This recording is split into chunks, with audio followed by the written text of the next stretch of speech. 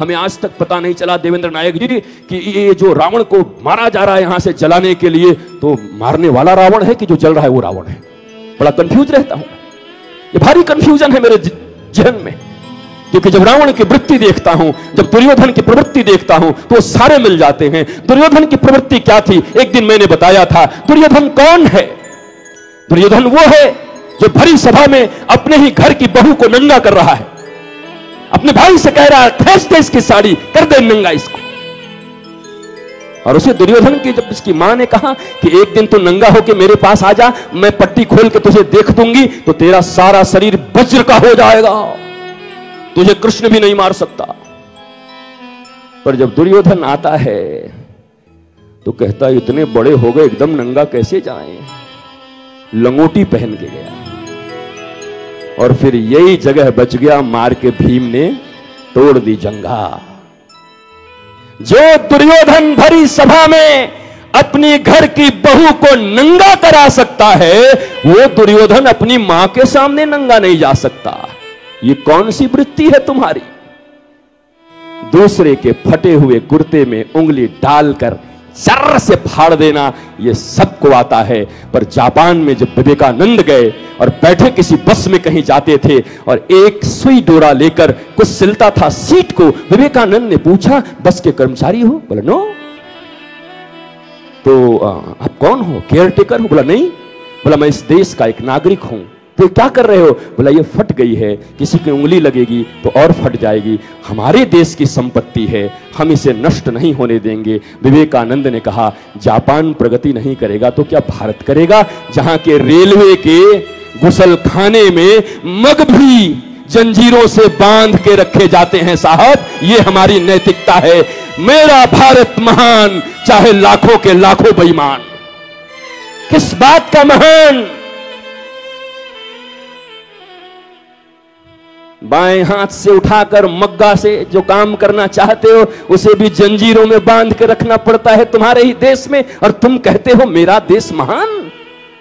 ये चरित्र, ये नैतिकता, ये ऊंचा स्थान, ये भारतवर्ष, ऐसे भारत की परिकल्पना थी तुम्हारी। लेकिन थोथली भाषा बोलते रहो जितना बोल सकते हो। विश्व गुरु बनेगा, ये बनेगा, कहां से बनेगा? विश्व गुरु बनने के पहले तुम्हें बनना पड़ेगा। क्या तुमने अपने आप को ढाल लिया राम और कृष्ण के भावों में? क्या तुम विवेकानंद के रास्ते पर चलने के लिए तैयार हो गए? Know the truth and practise the truth. सत्य जानना काफी नहीं है, सत्य को मानना काफी है। मानते हैं, विवेकानंद कहते जानना कौन सी बड़ी बात है? चोरी करना पाप है, झूठ बोलना पाप है, पर स्त्री को देखना पाप है, दूसरे की संपत्ति को लेना पाप है, लोभ देना पाप है, लोभ से संपत्ति कमाना पाप है। अरे सबरे पाप तो हम रोज ही कर रहे हैं। ये जितने भी पाप है हम रोज कर रहे हैं, पर हम रटे भी जा रहे हैं कि ये पाप है, ये पाप है, ये पाप है। हमारे गुरुजी कहते थे मौखिक ज्ञान नहीं व्यवहार, ऐसी शिक्षा को धिक्कार।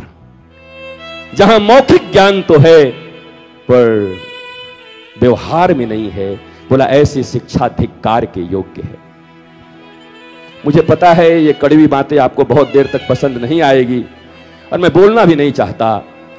मेरे वचन कोई कड़वे नहीं हैं और न कड़वे बोलने के लिए मैं यहां पर आया हूं। पर मुझे ऐसा लगता है कि जिस कृष्ण रहस्य की कथा मैं आपसे कहने वाला हूं, कृष्ण के बारे में कहने वाला हूं, इस भारतवर्ष का शायद ही ऐसा कोई व्यक्ति होगा जो कृष्ण के जन्म के संबंध में नहीं जानता। शायद ही ऐसा कोई होगा जो कृष्ण की कथा नहीं जानता। वो कथा कह के मैं तुम्हें क्या सुनाऊं? कृष्ण के आचरण अगर हमारे जीवन में ना आए तो बाकी कथा सुन के क्या करोगे? अरे एक साधारण पूतना की कथा सुना दूं तुम्हें। पूतना आई है कृष्ण के पास और स्तनों में जहर लगा के आई है, और पूतना को शास्त्र ने कहा है कपट, अविद्या। कपट क्या है? दूध पिलाने आई है, लगा के क्या आई है बताइए? जहर। क्या पूतना मर गई? आप कह सकते हो कि भारतवर्ष में अब पूतनाएं नहीं है? ये क्यों महिलाओं के लिए नहीं है? पुरुष पूतना होगे तुम। जिसके जीवन में ऐसी कपटता होगी, मुख में राम बगल में छोरी, वो सब के सब पूतना भी जिंदा है कि नहीं? आप कहते हो पूतना मर गई। कब मर गई साहब? मुझे तो पता नहीं चला। नहीं गुरुजी, वो 5वें दिन के कथा में मर जाती है, मैंने ब्यास जी से सुना था। अच्छा, वो वाली भागवत वाली पूतना मर गई, पर तेरी पूतना तो भी जिंदा है। भागवत वाली पूतना से तुम्हारा क्या लेने देना है? क्या करोगे भागवत की पूतना को मारकर? पर हम रामायण के रावण को, भागवत के पूतना को मार के 2 मिनट के लिए डांस करके, नाच के, पांडाल में हंगामा मचा के, अबीर गुलाल उड़ा के, खिलौने बांट के और दान दक्षिणा दे के पंडित जी को इति Shri I am a religious man, मैं धार्मिक हूं, धार्मिक हूं। ग्रेट, आपके जैसे धार्मिक रहेंगे तो देश का नुकसान तो मुझे पता नहीं, पर तुम्हारे बच्चों की और तुम्हारी जो दुर्गति हो रही है उसे कोई नहीं रोक सकता। तुम देश के लिए नहीं जी रहे हो। आज प्रत्येक माता और पिता देश के किसी कोने में मैं जब जाता हूं, मेरे पास आते हैं तो देश की कोई बात नहीं करता। सब कहते हैं गुरुजी वो बड़ा बेटा बात नहीं सुनता, पत्नी भी उसी के पक्ष में रहती है, और ये जो सासू मां है ना, यही घर में आग लगाती है मेरी। ये प्रायः प्रॉब्लम्स।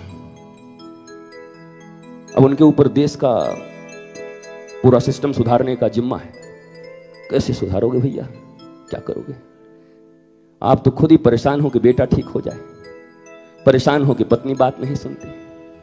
इसलिए व्यक्ति को पहले सहज स्वच्छ भाव से जीना सीखना चाहिए। और आज की अंतिम बात कहता हूं, मैं ज्यादा बोलने नहीं आया, 2 घंटे का टाइम था मेरे पास, पर मैंने सोचा है सिर्फ 1 घंटे बोलूंगा। क्या करूंगा इतना बोलकर, क्या लाभ है? नाराज हो जाओगे, गुस्सा आ जाएगा तुम्हें, और मेरी फितरत ऐसी है कि इसे बोले बिना मैं रह नहीं सकता।